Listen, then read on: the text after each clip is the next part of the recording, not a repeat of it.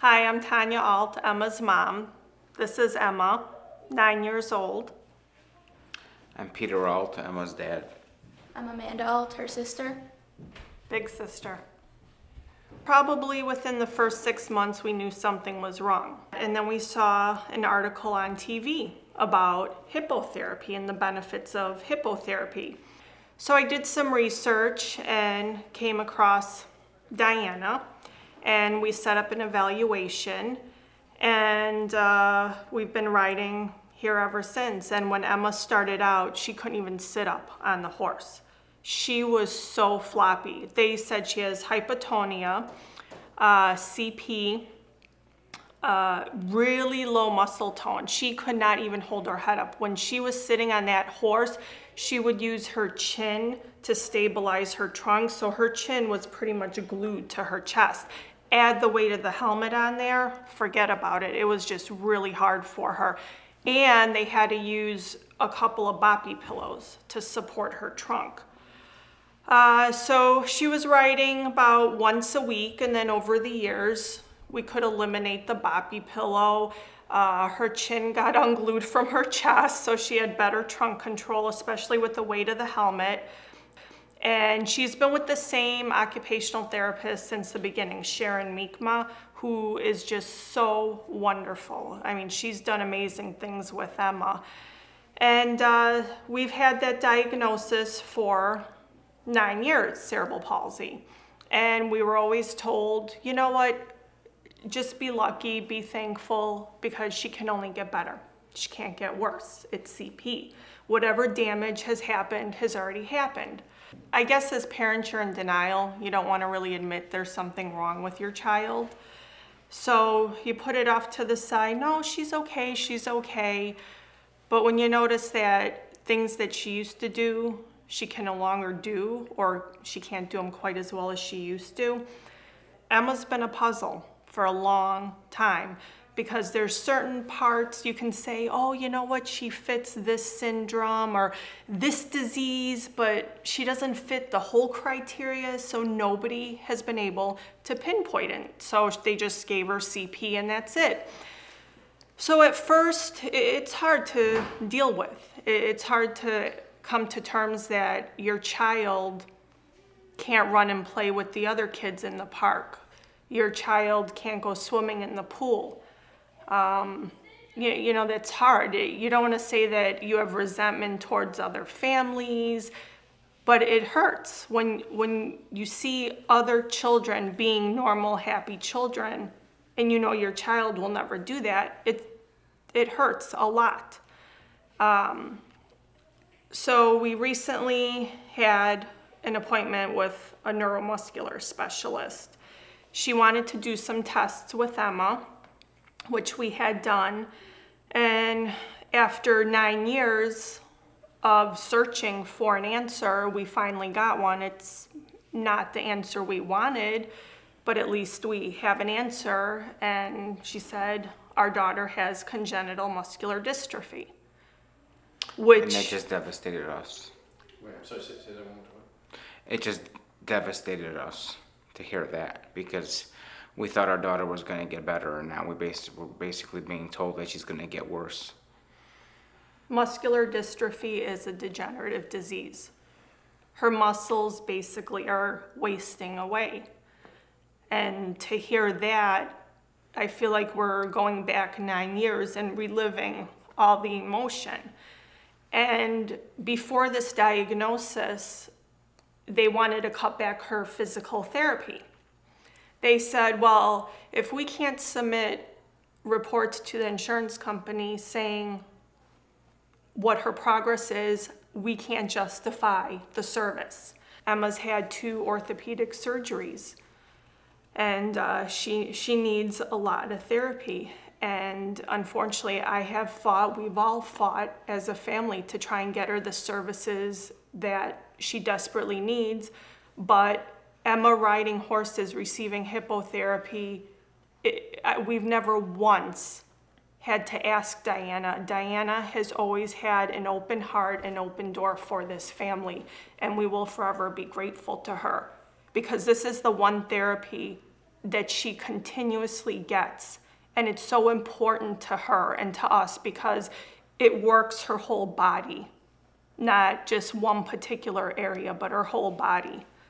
She loves animals. She would sit on the horse and smile so much that it would make her fall over. And to see her sister ride along with her. You know, she doesn't have a lot of control, but she would laugh and smile so much. And to see that smile on her face is just priceless. Amanda started riding with Emma, obviously not with a therapist, just taking lessons about 7 years ago. We thought it would be beneficial. This is an activity they can do together. I mean, horseback riding with her, it's a lot of fun, and it's a great way for us to spend time together. And I mean, I think in like the time that we've been riding horses, we've both gotten a lot better and we've improved a lot. I wanted to ride horses for a while when I saw her riding. It looked like a lot of fun. She was riding first, and then I saw her riding, and she looked like she was having a lot of fun, so I wanted to do it too. You know, it's been difficult overall for this family. I lost my job after 12 years because I was taking a lot of time off to care for Emma. And that was 2 years, right? 2 years ago? Close to 3 years ago. 3 years ago. And I have several medical conditions that make it difficult on a daily basis for me as well. And then Pete lost his job as well. And financially, I mean, some weeks, months, we don't even know if we're gonna put food on the table, how we're gonna pay the damn phone bill, the electric bill, this and that. And to not have to worry about another therapy being taken away from Emma, because I know Diana will always be there for us. That's one less thing that we have to worry about as a family. And I have a difficult time carrying Emma. Pete can't get a job. If he gets a job, who's gonna help me with Emma? We'd have to hire someone, then his salary would have to go for that person. So it's a double-edged sword. And not only that, the insurance, they'll take away her insurance. And they're already making cuts all across the board, and they're gonna tell me she can only have therapy 20 times a year, 30 times a year. I mean, Diana would never do that. If I tell her I want Emma to come 2-3 times a week, okay, you let me know when. That's one thing I am thankful for, that will not be taken away from our daughter. Plus, Emma's on a feeding tube. Yeah. And the cost of the food and the equipment associated with it is about $3,000 a month. And regular insurance will not pay for it. Yeah. So that would be an out-of-pocket expense if I were to get a job and get conventional insurance. In addition, Which the is- cost of the insurance, and you don't get insurance right away, you have to wait 3 months. A lot of employers aren't even offering insurance. And we almost lost Emma last year. She ended up in the hospital. She had really bad cold going on for a long time, and she was always failure to thrive. She was always underweight, difficulty swallowing, chewing her food. And we went for a follow-up with the GI doctor, and he took one listen to her and said, "She sounds horrible, I'm admitting her." Well, it turns out she had aspiration pneumonia. And we'll never forget this. We took turns. She spent 8 days in the hospital, and Pete and I took turns spending nights, which is hard on all of us because you've got Amanda. We live far, you know, she was at Children's, so driving from Wheeling all the way to Lincoln Park every day, several times a day, takes its toll on the whole family. But the one night I left to go home, and I remember asking the nurse, I said, "Is her oxygen okay?" It doesn't, she was on a monitor, and I said, "She doesn't seem like she's breathing all that well." No, she's fine, she's fine. So then I went home, and Pete came, and you can tell them what happened. It was the most horrific experience of my life. Her oxygen got extremely low. They brought in an X-ray machine because they thought her lung had collapsed. And here she is. She was blue, basically, and she's reaching out to me. I mean, Emma can't walk or talk, but she was staring in my eyes, holding her arms up like, "Dad, help me." And I did not know what to do. I just froze. Then after a while, after they got her stabilized, that's when, you know, I just knelt down by the bed and I cried because I almost lost my daughter. It was horrific. It's just an image in my mind that will just stay there for the rest of my life. It's as clear as being in this room right now with you people. He called me and told me why that happened when I left. I don't know. I mean, I don't know if I could have handled it, but it's just ironic that it happened when I left, and I sensed that something was wrong. Every Sunday, Emma and Amanda come for their, Amanda comes for her lesson, and Emma comes for her therapy ride with Sharon at 11 o'clock, and we hardly miss a Sunday. I mean, we're here all the time. And we're actually looking to add a day for Emma now with this new diagnosis. We are waiting to find out exactly what type of congenital muscular dystrophy it is. Some are more progressive than others. They're all degenerative, no matter what. And we want to know how much time we have with her. And it's important that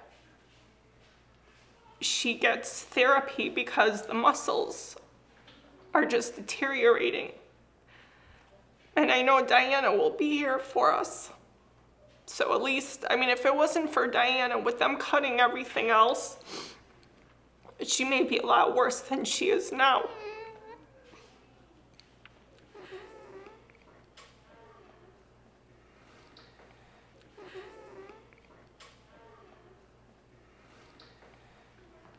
Bubbles. Which one's Bubbles? The little horse. Is that the pony? Yeah, the pony. Not the really little one, but the smaller one. And it's just a shame that, you know, a lot of places that do offer scholarships for families in need like us that financially can't make it, just for whatever reason decide to stop, is unimaginable. It's disgusting how people can go to sleep at night. I mean, Diana definitely has a place reserved for her upstairs, and you know, God bless her, because what she does is truly amazing. And she gets it. That's the thing. She has two of her own, not just one, but two boys that are special needs. So of all people, she gets it. You know, it really bothers me when you hear people come up to you and say, "Wow, I really know what you're going through. I'm sorry." No, you don't. Unless you walk in our shoes, in all four of our shoes, you don't know what it's like to have a child with special needs. And now to be told that you're gonna lose your child, but we don't know when. How do you deal with that? How do you cope with that? I can't imagine losing a child. I don't care how old they are, it's your child. And if we were rich and we had money, I would help any family I could in need. It's just unfortunate I have to fight now to try and get her an adaptive stroller because the one she has is broken. Well, insurance won't pay for another one because she already has a wheelchair that stays at school. Well, we can't bring it home, first of all, because I can't lift it. Second of all, we only have a car. It doesn't fold up to go in the car. You know, if we were rich, I would just say, "Here, get me the $2,000 stroller that she needs." You know, we don't complain. We make do with what we have, but we want to give her the best possible life she can as long as she's with us. And it's hard. It's really hard. I mean, life sucks. It's not fair for children to go through this. And I understand there's families that are in worse situations. We spend a lot of time at the hospital downtown, and you see these kids that you know are dying, just waiting to die, and it breaks your heart. You know, they basically have a death sentence, but in the same token, we were told the same thing now. Our daughter has a death sentence. I mean, I don't know what else to say. It is what it is. This facility is amazing. The day camp, the summer camp, the art therapy, all the different things that are done here for these kids that Diana's able to make happen. It is amazing. She only rides horses. That's about all she can handle. Well, Emma used to ride twice a week for a while there, remember? Yeah. She was riding twice a week on Thursdays and Sundays. Yeah. And you know, this family has been through thick and thin, and this is hell for us, and most families fall apart, but I think this has made us stronger as a family. You know, Pete and I have been together 18 years now. You know, we've had our struggles, but you know, I guess everything happens for a reason, because we love each other more than anything. We love the girls more than anything. And, you know, if either one of us could take Emma's place, we would in a heartbeat, to just give her that normal childhood that she was deprived of. You know, I just wish I could see her crawling around the house, getting into things, into the cabinets, taking the pots and pans out, making a mess, or bothering Amanda, and I'll never get that. So, I mean, it's hard, and this is hard on Amanda as well. And we know that, but we're limited financially in what we can do. I mean, we can't really do much. You know, we try to do what we can, and thankfully Amanda is straight A honor student. So she helps out at home a lot too. She'll help with her sister as far as giving her a bath. Amanda's pretty good with hooking up the G-tube. She knows how to put the food in. If it gets dislodged, Emma has a habit of pulling her tube out quite often because she thinks it's funny. She laughs, and then you get the formula all over the place. So Amanda's able to help out, and that's a lot to ask for a teenage girl, to basically feed your sister through a G-tube. But you know, we have really no family support. I don't have my mom, my dad, my brother. I basically disown them because of how they've treated us. They don't want to acknowledge that we have a disabled daughter that needs help. My in-laws are wonderful, but they're elderly. I mean, my father-in-law will be, what, 89 in a couple weeks, and my mother-in-law's, you know, how old is she now? She's 78, and Yeah. and they're in bad health themselves. They're not in good health. So they can't really help us. I mean, my mother-in-law took care of Amanda. She raised her when we worked, so we were fortunate at least to have help with the one child. But all we have is the four of us. What you see here is what you see. We are who we are. You know, we don't have much, but at least we have each other. And we have Diana to thank for a lot too, so. Right, Emma? Does Emma want to ride? Yes. She getting anxious? Mwah. I mean, I think it's a really great place that they offer so many things to kids with special needs. And the fact that I get to ride here too, that's pretty cool too. The girls ride for 30 minutes. I sometimes help with putting them back in their stalls. Yeah, you know how to saddle the horses Yeah. up, right? Mm-hmm. Yeah, talk about that. Yeah, I mean, I know do how to that. handle a horse and take care of one pretty well. I mean, I've learned.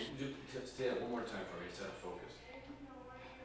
I know how to handle a horse pretty well, and I can take care of them and put the saddle on and do everything like that, and I've learned a lot here. Yeah, I see her laughing a lot on the horse, and she smiles so often.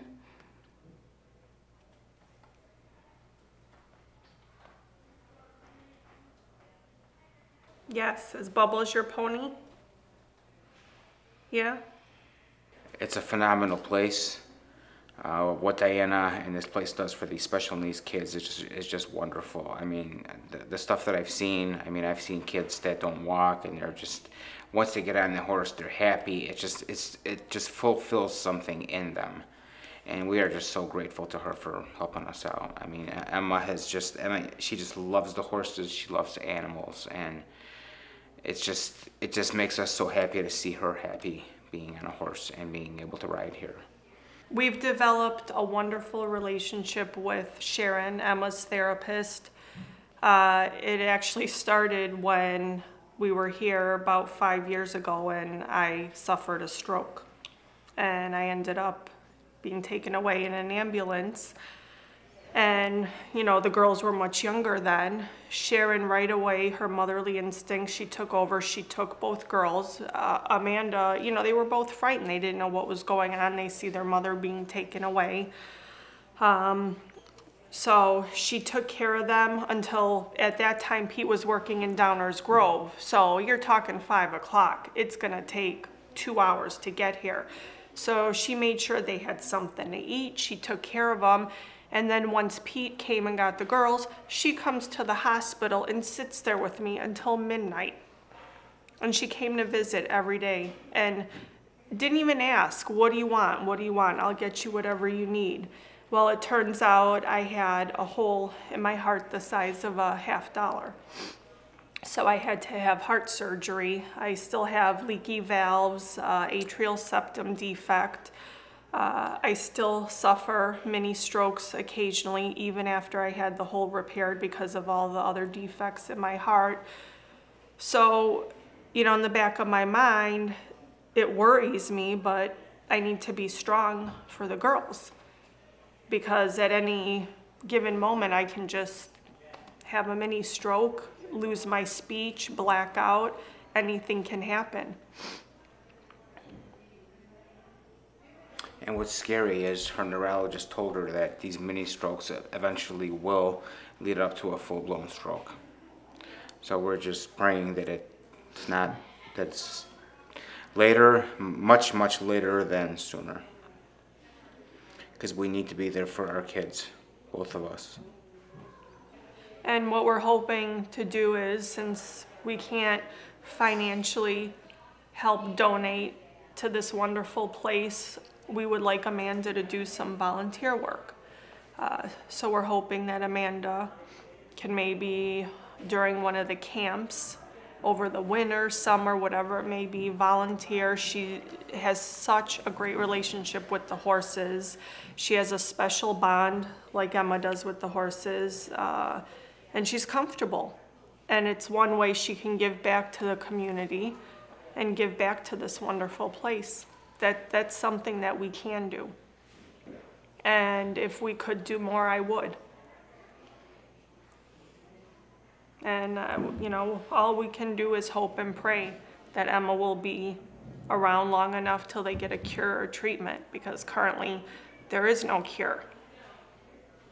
It's a disease that eventually will kill our daughter.